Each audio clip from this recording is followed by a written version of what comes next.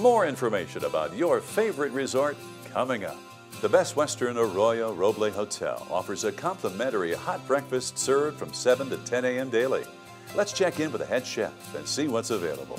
Well, we have a wide variety. We have coffee, juices, milks. We've got blueberry muffins, raisin bran. We've got eggs, sausage, bacon, ham. We are trying to expand our menu, so we have biscuits and gravy. We have frittatas. We also have some quiches that we like to make, ham and cheese omelets. Well, if I had to pick just one, I think I love the bacon and also the waffles. A lot of people enjoy making the waffles. They have a lot of fun with it. Yeah, our coffee's great. It's a Javo brand. We get that from the Shamrock Company. And everybody tells us it's a wonderful brand.